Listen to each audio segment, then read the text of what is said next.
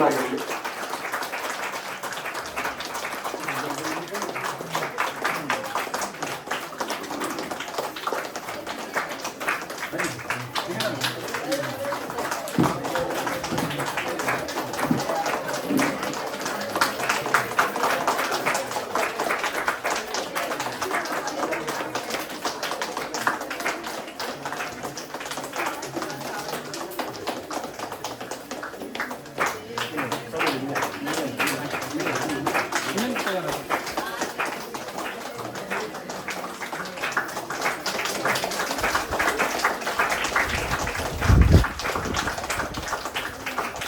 ಈ ಕಾರ್ಯಕ್ರಮದಲ್ಲಿ ದಾಸೋಹ ಕ್ರಿಯೆಗೆ ಒಂದು ಪ್ರಯತ್ನ ಆಗಿದೆ.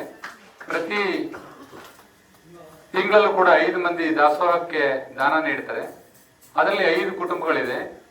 5 ಕುಟುಂಬದಲ್ಲಿ ರಾಜಣ್ಣ, ಹಾಗೆ ಮತ್ತೋರ್ವ ವೀರಭದ್ರಪ್ಪ, ಇನ್ನೊಬ್ಬ ಪಾಪು, ಮತ್ತೆ ಮಹಾದೇವಪ್ಪ ಶಿವರುದ್ರಮ್ಮ, ಹಾಗೂ ಇನ್ನೊಬ್ಬ ನಮ್ಮ ಸುಬ್ಬಪ್ಪನ್ ರಾಜು ಮತ್ತೆ ಅವರ ಫ್ಯಾಮಿಲಿ. ಈ 5 ಕುಟುಂಬ ಇವತ್ತಿನ ಕಾರ್ಯಕ್ರಮಕ್ಕೆ ಪ್ರಸಾದ ವ್ಯವಸ್ಥೆಗೆ ದಾನವಾಗಿ ಅವರು ನೀಡಿದ್ದಾರೆ. ಅವರು ಕೂಡ ಈ ಸಂದರ್ಭದಲ್ಲಿ ಭಕ್ತಿಪೂರ್ವಕವಂತ ವಂದನೆಗಳನ್ನ ಅರ್ಪಿಸೋಣ.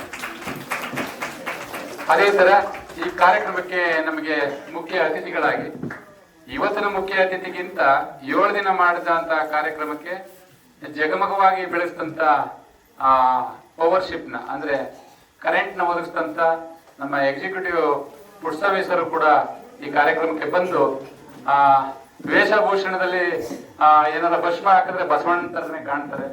ಅವರು ನಮ್ಮ ಮಠಕ್ಕೆ ಭಕ್ತರಾಗಿ ಇಲ್ಲಿದ್ದಾರೆ. ಅವ್ರ ಶ್ರೀಮತಿಯವರು ಕೂಡ ಬಂದಿದ್ದಾರೆ ಅಂತಿದೆ. ದಯವಿಟ್ಟು ವೇದಿಕೆಗೆ ಬಂದ್ರೆ ಇದು ಪಾವನ ಆಗುತ್ತೆ ಅಂತ ಹೇಳಿ ಕೇಳ್ಕೊಳ್ತೀವಿ. ದಯಮಾಡಿ ಇದಂತ ಸುಸಂದರ್ಭ. ತಾವು ಕೂಡ ತನ್ನ ಮನನ ಅರ್ಪಿಸಿ ಮಠದ ಪರಂಪರೆಗೆ ನೀವು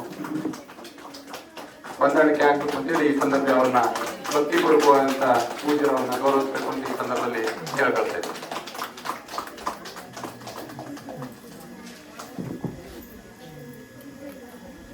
ಒಂದ್ ನೆನಪಿಗೆ ಅವರ ಪುತ್ರನು ಕೂಡ ಬಂದಿದ್ದಾರೆ ಅಂತ ಕಾಣುತ್ತೆ.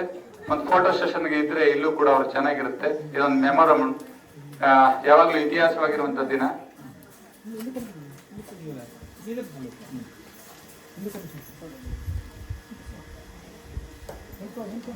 ಪುಟ್ಸ್ವಾಮಿ ಸರ್ ಮಾತಾಡ್ತಾ ಇದ್ರು, ಗುರು ಪರಂಪರೆಗೆ ನನ್ನ ಬಾಲ್ಯದ ವಿದ್ಯಾಭ್ಯಾಸ ನೆನಪಾಗುತ್ತೆ.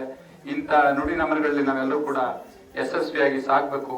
ನೀವೆಲ್ಲ ಮಕ್ಕಳು ಮುಂದಿನ ಸತ್ಪ್ರಜೆ ಆಗ್ಬೇಕು ಅಂತಂದ್ರೆ ಇಂಥ ಸಭೆ ಸಮಾರಂಭಗಳಲ್ಲಿ ಪಾಲ್ಗೊಳ್ಬೇಕು. ಭಜನೆ, ಹಾಡು, ಈ ತರ ಸಂಸ್ಕಾರ ನುಡಿಗಳನ್ನ ನೀವು ಆಲಿಸ್ಬೇಕು ಅನ್ನುವಂತ ನುಡಿಗಳನ್ನ ಅವ್ರು ಆಡಿದರೆ ಅವರಿಗೆ ಹೃತ್ಪೂರ್ವಕ ಧನ್ಯವಾದಗಳನ್ನ ಈ ಸಂದರ್ಭದಲ್ಲಿ ಅರ್ಪಿಸೋಣ.